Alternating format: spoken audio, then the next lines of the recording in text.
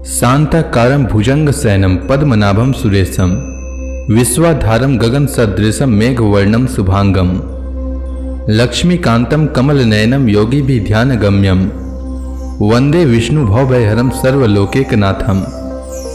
मंगलम भगवान विष्णु मंगलम गरुड़ध्वज मंगलम पुंडरीकाक्ष मंगलाय तनोहरि। ओम नमो भगवते वासुदेवाय। आज का दिन आप सभी के लिए मंगलमय हो। आज मैं कार्तिक मास की कथा का 18वां अध्याय सुनाने वाला हूँ। शास्त्रों के अनुसार कार्तिक माह में प्रतिदिन स्नान करना चाहिए और भगवान विष्णु, माता लक्ष्मी एवं तुलसी माता की पूजा करनी चाहिए। साथ ही कार्तिक मास में भगवान विष्णु की कल्याणकारी कथा का पाठ अथवा श्रवण करना चाहिए। इससे जन्म जन्मांतर के पाप कर्मों का नाश होता है और घर में सुख समृद्धि का वास होता है। तो आइए श्रवण करते हैं कार्तिक मास की कथा का 18वां अध्याय। श्री पराशर जी बोले, हे मैत्रेय, देवताओं से इस प्रकार स्तुति की जाती हुई देवकी जी ने संसार की रक्षा के कारण भगवान पुंडरीकाक्ष को गर्भ में धारण किया। तदंतर संपूर्ण संसार रूप कमल को विकसित करने के लिए देवकी रूप पूर्व संध्या में महात्मा अच्युत रूप सूर्य देव का आविर्भाव हुआ। चंद्रमा की चांदनी के समान भगवान का जन्मदिन संपूर्ण जगत को आह्लादित करने वाला हुआ और उस दिन सभी दिशाएं अत्यंत निर्मल हो गई। श्री जनार्दन के जन्म लेने पर संत जनों को परम संतोष हुआ। प्रचंड वायु शांत हो गया तथा नदियां अत्यंत स्वच्छ हो गई। समुद्रगण अपने घोष से मनोहर बाजे बजाने लगे, गंधर्व राज गान करने लगे और अप्सराएं नाचने लगी। श्री जनार्दन के प्रकट होने पर आकाशगामी देवगण पृथ्वी पर पुष्प बरसाने लगे तथा शांत हुए यज्ञाग्नि फिर प्रज्वलित हो गए। हे द्विज, अर्धरात्रि के समय सर्वाधार भगवान जनार्दन के आविर्भूत होने पर पुष्प वर्षा करते हुए मेघगण मंद मंद गर्जना करने लगे।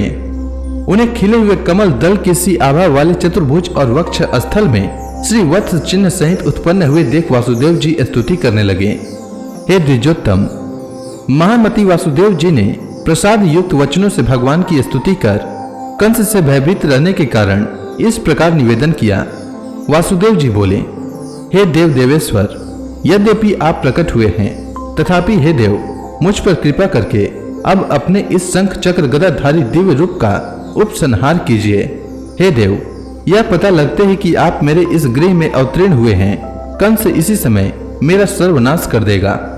देवकी जी बोली, जो अनंत रूप और अखिल विश्व स्वरूप हैं, जो गर्भ में स्थित होकर भी अपने शरीर से संपूर्ण लोकों को धारण करते हैं तथा जिन्होंने अपनी माया से ही बाल रूप धारण किया है, वे देव देव हम पर प्रसन्न हो।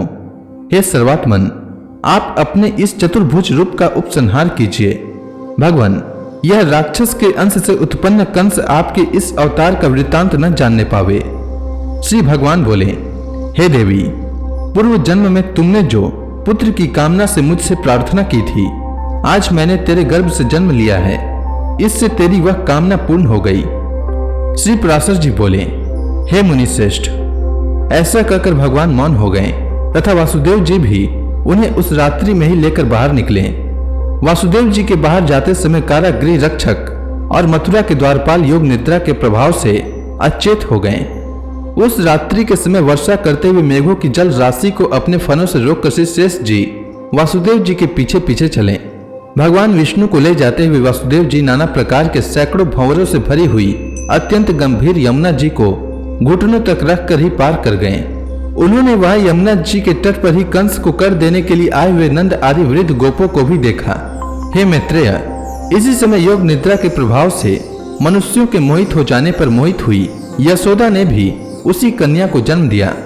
तब अतिशय कांतिमान वासुदेव जी भी उस बालक को सुलाकर और कन्या को लेकर तुरंत यशोदा के शयन गृह से चले आए।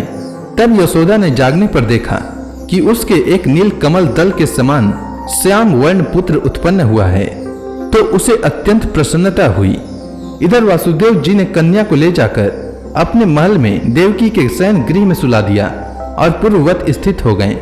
हे द्विज, तदंतर बालक के रोने का शब्द सुनकर कारागृह रक्षक सहसा उठ खड़े हुए और देवकी के संतान उत्पन्न होने का वृतांत कंस को सुना दिया। यह सुनते ही कंस ने तुरंत जाकर देवकी के रुधे हुए कंठ से छोड़ छोड़ ऐसा कहकर रोकने पर भी उस बालिका को पकड़ लिया और उसे एक शिला पर पटक दिया। उसके पटकते ही वह आकाश में स्थित हो गई और उसने शस्त्र युक्त एक महान अष्टभुज रूप धारण कर लिया। तब उसने उच्च स्वर से अट्टहास किया और कंस से रोषपूर्वक कहा, अरे कंस, मुझे पटकने से तेरा क्या प्रयोजन सिद्ध हुआ? जो तेरा वध करेगा उसने तो जन्म ले लिया है। देवताओं के सर्वस्व वे हरि ही तुम्हारे पूर्व जन्म में भी काल थे। अतः ऐसा जानकर तू शीघ्र ही अपने हित का उपाय कर। ऐसा कह वह दिव्य माला और चंद्र आदि से विभूषिता तथा सिद्ध गण द्वारा स्तुति की जाती हुई देवी भोजराज कंस के देखते देखते आकाश मार्ग से चली गई। श्री पराशर जी बोले, तब कंस ने खिन्न चित्त से प्रलंब और केसी आदि समस्त मुख्य असुरों को बुलाकर कहा। कंस बोला, हे प्रलंब, हे महाभाव केसिन, हे धेनुक, हे पुतने तथा हे अरिष्ट आदि अन्य असुरगण, मेरा वचन सुनो।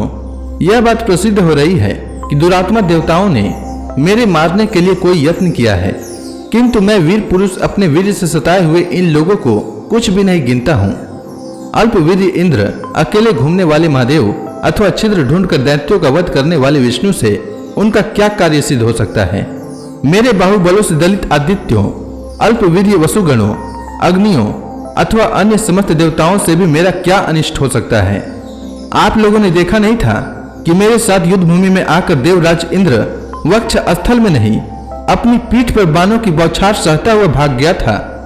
जिस समय इंद्र ने मेरे राज्य में वर्षा का होना बंद कर दिया था, उस समय क्या मेघों ने मेरे बाणों से बिंद कर यथेष्ट जल नहीं बरसाया? हमारे गुरु जरासंध को छोड़कर क्या पृथ्वी के और सभी नृपगण मेरे बाहुबल से भयभीत होकर मेरे सामने सिर नहीं झुकाते? हे दैत्य श्रेष्ठ गण, देवताओं के प्रति मेरे चित्त में अवज्ञा होती है, और हे वीरगण, उन्हें अपने वध का यत्न करते देखकर तो मुझे हंसी आती है। तथापि हे दैत्येंद्रो, उन दुष्ट और दुरात्माओं के उपकार के लिए मुझे और भी अधिक प्रयत्न करना चाहिए।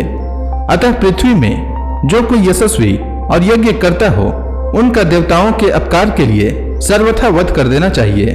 देवकी के गर्भ से उत्पन्न हुई बालिका ने यह भी कहा है कि वह मेरा भूतपूर्व काल निश्चय ही उत्पन्न हो चुका है। अतः आजकल पृथ्वी पर उत्पन्न हुए बालकों के विषय में विशेष सावधानी रखनी चाहिए, और जिस बालक में विशेष बल का उद्रेक हो उसे यत्न पूर्वक मार डालना चाहिए।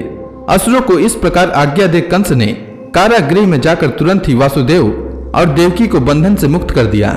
कंस बोला, मैंने अब तक आप दोनों के बालकों की तो वृथा ही हत्या की। मेरा नाश करने के लिए तो कोई और ही बालक उत्पन्न हो गया है, परंतु आप लोग इसका कुछ दुख न माने, क्योंकि उन बालकों की होनहार ऐसी ही थी। आप लोगों के प्रारब्ध दोष से ही उन बालकों को अपने जीवन से हाथ धोना पड़ा है।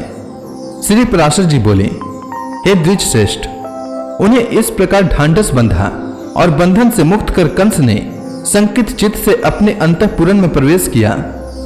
बंदी गिरी से छूटते ही वासुदेव जी ने क्या किया, इसका सारा वृत्तांत मैं अगले अध्याय में कहूंगा। तब तक के लिए भगवान श्री हरि विष्णु का नाम लेते रहें। तो प्रेम से बोली भगवान विष्णु की जय, माता लक्ष्मी की जय, तुलसी माता की जय, श्री कृष्ण भगवान की जय, समस्त देवी देवताओं की जय।